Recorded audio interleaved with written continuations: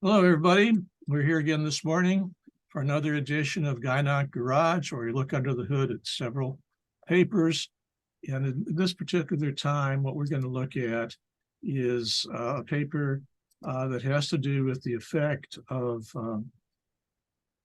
oophorectomy on Parkinson's type syndromes. This paper was published in JAMA. It's published by some very respected authors, and it has a good number of people included in it. I think it's a very good report, and I think that it has to be interpreted in a particular way. The way not to interpret this paper is to say that I'm worried because I knew somebody who had either Parkinson's syndrome or Parkinson's symptoms, and so I'm going to avoid having this type of surgery, which is prophylactic for ovarian cancer. The way that I think is a better way to look at it is that the onset of these symptoms in very young people under 40 or 43 who receive a complete hysterectomy, oophorectomy, is until mid-70s, let's say 75. A long period of time transpires before these symptoms appear. In contrast to the median age of ovarian cancer, which is 63, and death occurring at 70 on the median average, I think what's happening is that the risk of the worst thing, which is ovarian cancer, is mitigated by the risk of Parkinson's or Parkinson's symptoms, which take longer to develop. So if you look at this as a race or a times odds, if these data are meaningful, they still don't say that we should refrain from doing prophylactic surgeries because of the risk of Parkinson's or Parkinson's type syndromes. There's no evidence in this paper, though they try to show some statistically not satisfactory information about estrogens, but their main explanation for this is that aging is accelerated by proceeding with oophorectomy prophylactically. Frank, what do you think about this paper? Yes, I picked up very much on the same thing, that if the authors suggest the chance of developing Parkinson's disease or Parkinson's symptoms by the age of 70 or whatever is in the order of 1 to 1.5%, which is pretty much the same as the incidence of ovarian cancer. So the disease that you are purporting to reduce in risk is actually producing another disease with a very similar risk, but over a different time scale. The other thing that's interesting is that I look at the numbers. 582 out of the 2,750 had a hysterectomy and or variectomy under the age of 40. Now, the data goes back to the 1950s in order to have a follow-up. I suspect that offering women not at risk of ovarian cancer hysterectomy or oophorectomy under 40 is certainly the Royal College for Obstetricians and Gynecologists and the American College doesn't recommend that.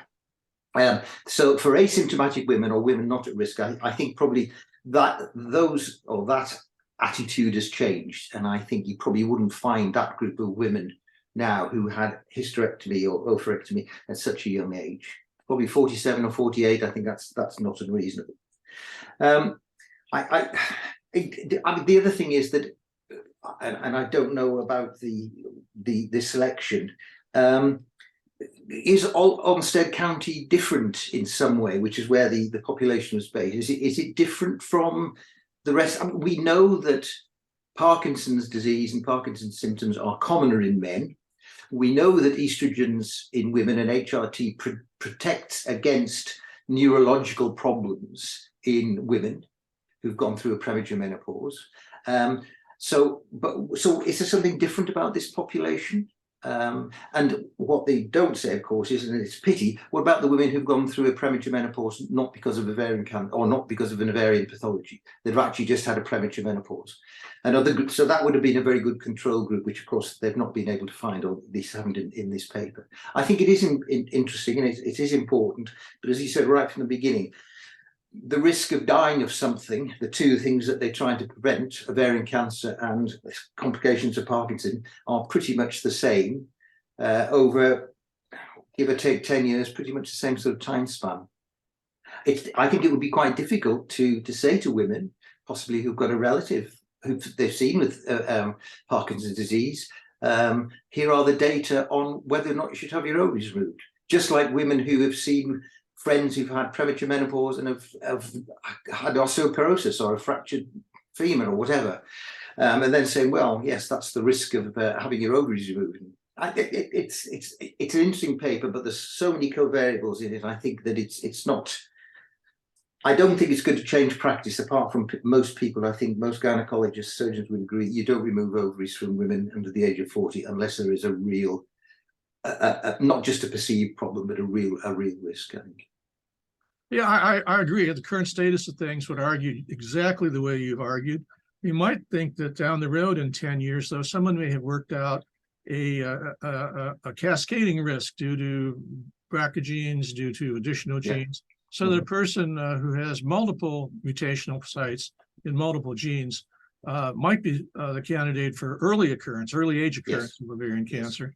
And in those people, we still say there's a margin of safety of about 10 years before Parkinson's symptoms or Parkinson's disease occurs. So, we're in agreement there. Frank, I'll point out something else to you that we're in agreement on. We both are dressing rather nattily today. It looks like we've got a uniform on, doesn't it? That's right.